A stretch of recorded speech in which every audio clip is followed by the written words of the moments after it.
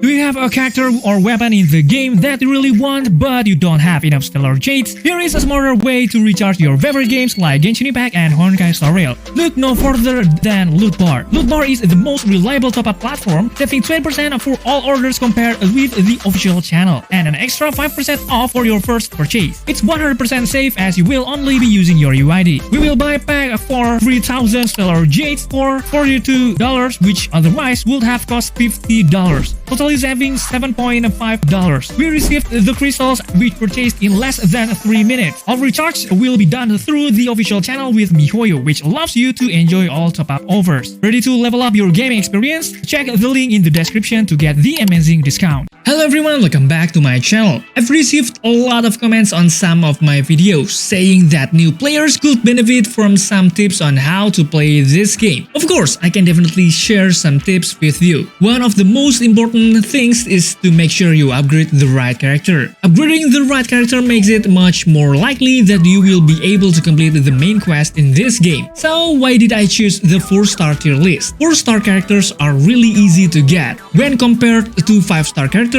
which may not be available to all new players. So another thing to think about is whether you can also complete the endgame content with 4-star characters. I'd say that completing endgame content with a full star using 4 stars is a bit challenging, but you can definitely do it even if you don't have a full star. But here's something you might not know. Some of these 4-star characters actually have basic kits that make them as good as the 5-star characters. As it turns out, after entering this meta weakness break, there's one character whose position always survives in the S class. It's Gallagher. But besides Gallagher, are there any other 4-star characters who deserve to be at the top of this tier list? We will discuss the answer to this question together in this video. So without further ado, let's get right into it.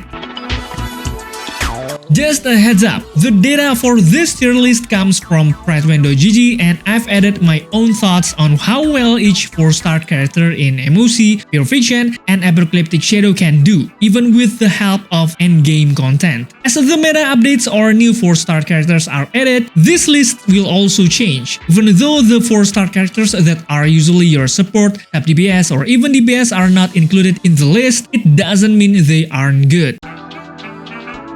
First, we will discuss the tier list for the MOC first. And in this MOC, Gallagher is still the only 4-star character in the S class, with his role as sustain. This is of course due to the dominating use of Firefly or Boot Hill's weakness break teams in this MOC, where in this case, Gallagher is the most synergized sustain in the team thanks to the ability to add team break efficiency and also heal from him. In addition, even if you don't have a unit for super breaks, Gallagher can still be used in general for any team. For example, a team that uses Dr. Ratio as the main DPS. This is because Gallagher has a very good kit, making our team will continue to get healed. Even the enemy affected by the besotted state debuff is attacked. For this character, you don't need to hesitate to upgrade this character or not, because the answer will always be mandatory. Next, for tier A, we can see that Moza and March 7th fill an equally strong position in their role as sub DPS specialist. This is because Fei Xiao, a new character in the first phase of patch 2.5,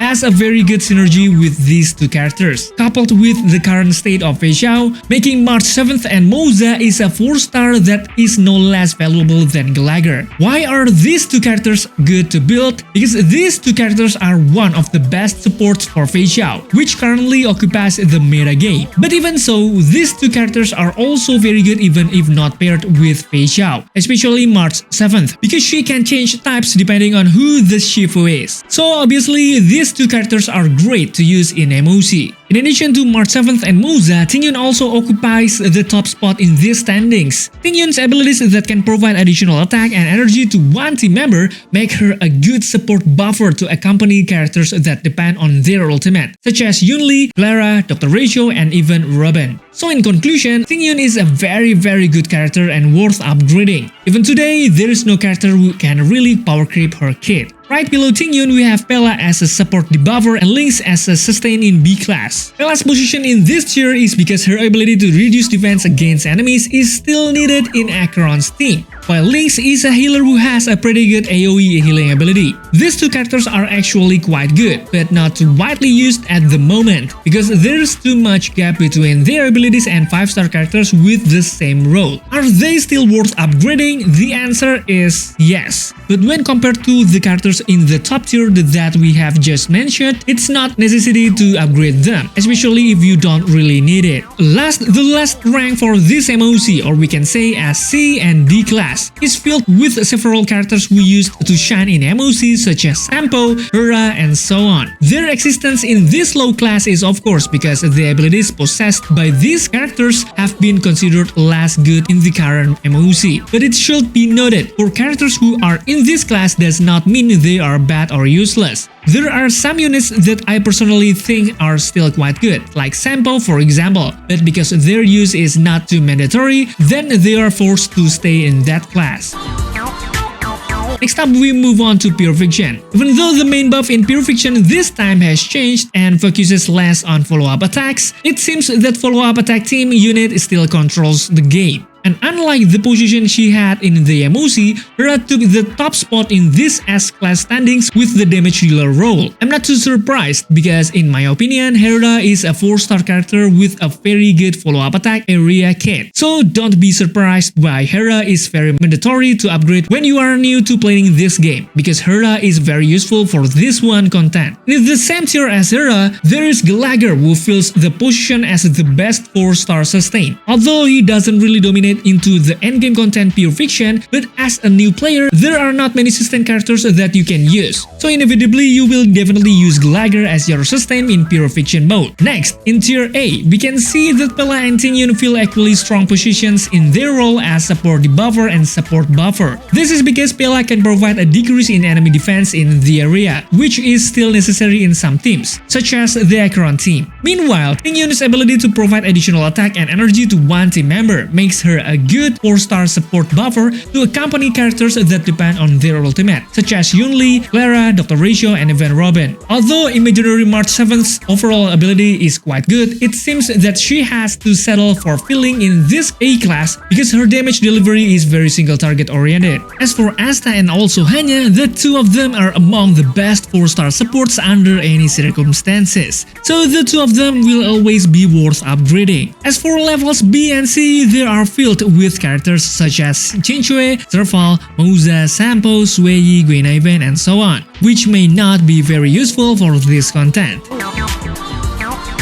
If Pure Fiction focuses on area damage, then Apocalyptic Shadow focuses on single target damage. Because of this, characters like March 7th can fit into the S-class in this content. March 7th's single target damage and also giving toughness reduction to enemies makes her suitable to be paired with the currently popular single target 5-star DPS, namely Fei Xiao. Apart from March 7th, Gallagher is also still in the highest class in this endgame content. Well, it must be recognized that Gallagher is the best 4-star character as a sustain weakness break team. So it's no wonder players who have Firefly or Boothil will use him as a team sustain. As for the standings under this broken character class, we can see Mouza, Sueyi, and Pela. You must be asking, why is Mouza arguably the best support for Fei Xiao's 5-star DPS in the A class and not the S class like March 7th? The easiest reason is because Eidolon. Mouza will be even more optimal if he already has E6, because the damage dealt by Mouza's follow-up attack talent will be even greater thanks to the increased damage multiplier from his E6, and for some players,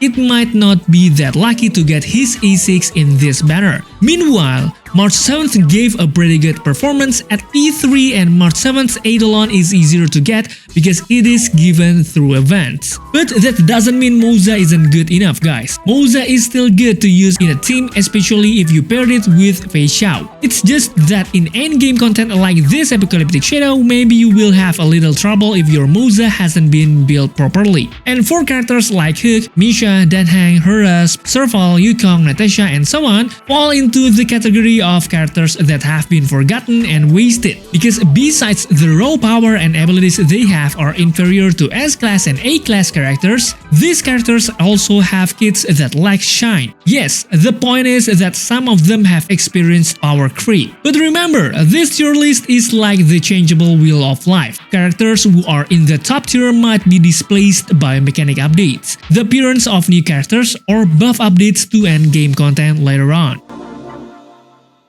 Okay, in conclusion, I will list the overall tier list for the 4-star characters in this video. You can take notes and can think about which characters you should build next, especially if you are a player who has just played this game. Maybe here I will be able to say some characters that are very mandatory to build for 4-star are March 7th, Glagger, Bella, and also Hera. Some other characters I still recommend to build, but not as important as the characters I mentioned just now. Because of the characters I mentioned, I personally still use even up to patch 2.5. Alright guys, that's all for now. Please feel free to leave any comments you may have, and don't forget to check out my other videos. Thanks for watching, stay safe, healthy, and see you in the next video.